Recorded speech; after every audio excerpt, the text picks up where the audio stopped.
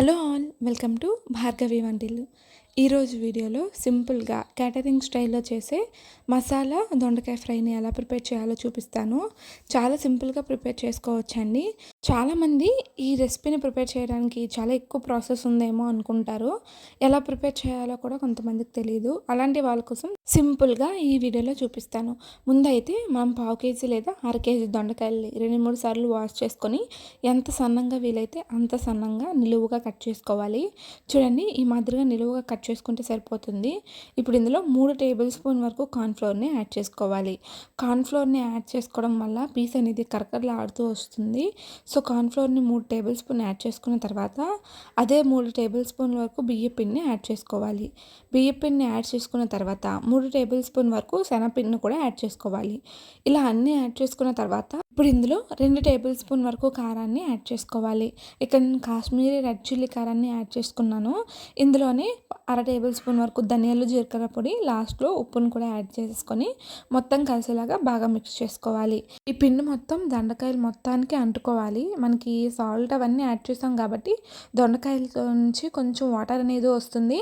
ఆ వాటర్తోనే పిండి మొత్తాన్ని కలుపుకున్న తర్వాత లాస్ట్లో కొంచెం వాటర్ని చల్లుకొని మొత్తం ఈ విధంగా మనకి పలుచగా వచ్చేలా రాకూడదండి, గట్టిగానే ఉండాలి. జస్ట్ మనం వాటర్ని తడి చేస్తున్నాం అంతే. కొంచెం వాటర్ని వేసుకొని మొత్తం పిండిని కూడా గట్టిగా కలుపుకోవాలి. మనకి దొండకాయల్లో వచ్చే వాటర్ అనేది కొన్నిసార్లు సరిపోతుంది. ఒకవేళ ఆ వాటర్ అనేది సరిపోకపోతే కొన్ని నీళ్ళు చిలకరించుకొని ఈ మాదిరిగా కలుపుకోవాలి. దొండకాయ మొత్తాన్ని కూడా ఇదే మాదిరిగా కలుపుకొని పక్కన పెట్టుకోవాలి. ఇప్పుడు దీన్ని వేడివేడి ఆయిల్ స్టవ్ మీద పెట్టుకొని ఆయిల్లో ఫ్రై చేసుకోవాలి. ఒక్కొక్కటిని విడదీసుకొని యాడ్ చేసుకోండి, లేదంటే మనకి అతుక్కుపోతాయి, ఇవి తొందరగా విడవు. మనకి కార్న్ఫ్లోర్ యాడ్ చేసాం కాబట్టి వెంటనే మనం వేసుకోవాలి. ఫ్రిడ్జ్లో అలాంటి వీటిలో మనం పెట్టకూడదు. కార్న్ఫ్లోర్లో వాటర్ చిన్నది తగిలినా సరే అది ఇంకా పలుచగా అయిపోతుంది కాబట్టి వెంటనే వేసుకోవాలి. అలా వేసుకుంటేనే మనకు కరకరలాడుతూ చాలా బాగుంటుంది ఫ్రై. సో మీడియం ఫ్లేమ్లో పెట్టుకొని ఈ మాదిరిగా కొంచెం నురగ తేలేంత వరకు ఫ్రై చేసుకొని ఈ కలర్లోకి రాగానే మనం దీని మొత్తాన్ని పక్కకు తీసేసుకోవాలి. చూడండి ఎంత పర్ఫెక్ట్గా వేగిందో. మనకి ఇలా వేగితేనే బాగుంటుంది, లేదంటే లోపల పచ్చి పచ్చిగా ఉంటుంది, టేస్ట్ కూడా బాగోదు.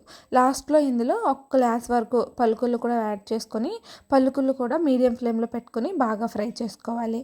పలుకులు కూడా ఈ విధంగా చక్కగా వేపిన తర్వాత ఇవన్నిటిని కూడా ఒక బౌల్లోకి యాడ్ చేసేసుకోవాలి. ఇందులో కావాలంటే కరివేపాకును కూడా యాడ్ చేసుకోవచ్చండి. నేనైతే యాడ్ చేయలేదు, మీ దగ్గర ఉంటే యాడ్ చేసుకోవచ్చు.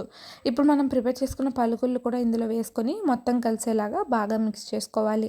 కొందరు ఈ దొండకాయని మనం ఈ మసాలా అంతా ప్రిపేర్ చేసుకున్నప్పుడే పలుకులు కూడా యాడ్ చేస్తారు. కొన్నిసార్లు పల్లీలు అనేవి కరెక్ట్గా వేగవు. సో అందుకోసమే నేను ఎలా యాడ్ చేశాను.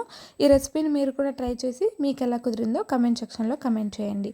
వీడియో నచ్చితే లైక్ చేసి సబ్స్క్రైబ్ చేయండి.